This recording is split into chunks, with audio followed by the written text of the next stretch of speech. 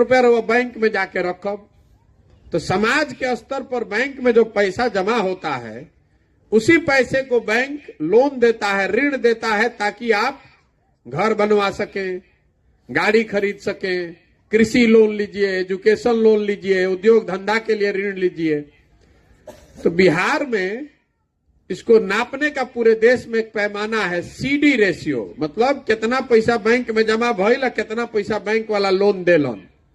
तो पूरा देश में जितना पैसा हमने के बैंक में रखीला जा ओकर 70%, मतलब 100 रुपया रवा बैंक में जमा करब तो 70 रुपया बैंक वाला लोन के तौर पर रवा के दी ही। बिहार में ये दर है 40%। तो इसका असर क्या होता है? पिछले साल इस गरीब बिहार की जनता ने, हमने आपने सबने मिलके 4,21,000 करोड़ रुपया बैंक में जमा किया।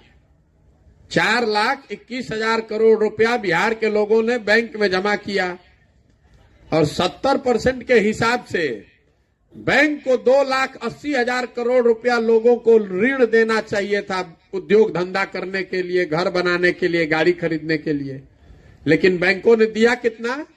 1,61,000 करोड़। बाकी पैसा कहां गई? बाकी 2 लाख करोड़ से ज्यादा पैसा को बैंकों ने बिहार से उठाकर उन राज्यों में भेज दिया जहां पर उद्योग धंधा लग रहा है। कर्नाटक में, आंध्र प्रदेश में, तेलंगाना में, केरल में, गुजरात में, महाराष्ट्र में। तरवाइजा आज तक सुनले होखब कि एजा से मजदूर जालन। कुछ आदमी यो कहन कि लड़का पढ़े बाहर जाता सन।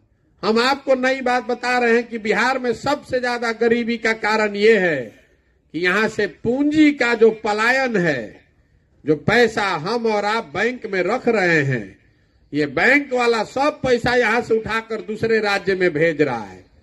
आई रिजर्व बैंक ऑफ इंडिया का डेटा है, हर साल इसको जारी करता है रिजर्व बैंक कि कितना पैसा बैंक में जमा भइल, अब बैंक वाला उस पैसे का क्या किया।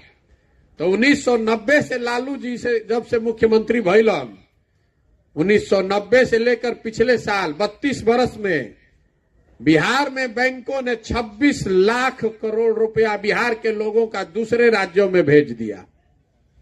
हिरवा के कोई ना बतैले हुई पहले। तो आप बताइए, आपके पास पढ़ाई का सुविधा है नहीं, जमीन आपके पास है नहीं, और जो भी आप मजदूरी खेती करके 2 रुपया बैंक में जमा कर रहे हो, पैसा बैंक यहां से उठाकर भेज रहा है उन राज्यों में जहां उद्योग धंधा लग रहा है। तो आप गरीबी से निकलिएगा कैसे?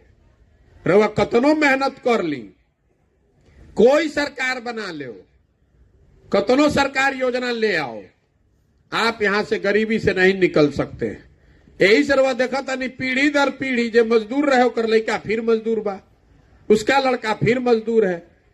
10,000, 20,000, 50,000 में कोई एक आदमी पढ़ लिख के बाहर चल गई, ओकरा नौकरी लागल तो ओकर घर परिवार सुधरल।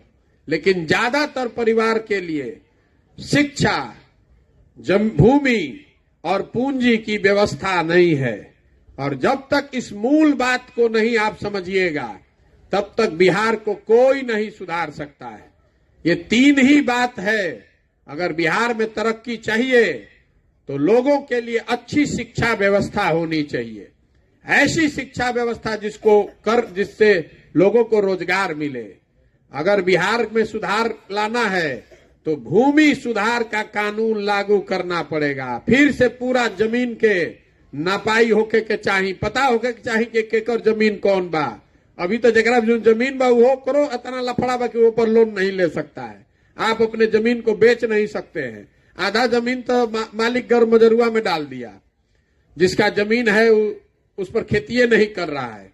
और तीसरा, यहां पर बैंकों में जो पैसा बिहार के लोगों का जमा हो रहा है, बैंकों पर यह रोक लगनी चाहिए कि आप बिहार के पैसे को बाहर नहीं भेज सकते हैं। हमने के कोई के दूसर के पैसा की जरूरत नहीं है।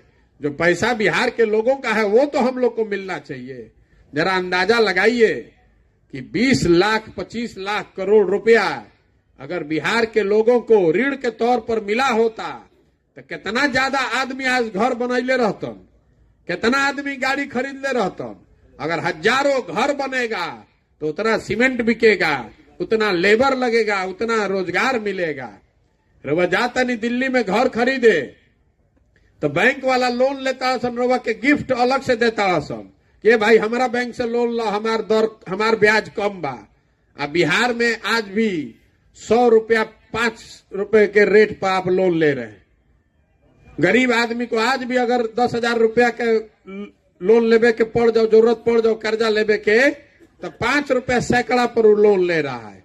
जो मध्यम वर्गीय परिवार है वो भी अगर घर का लोन लेना होता है तो 20,000 रुपया जाकर आप घूस दे रहे हैं।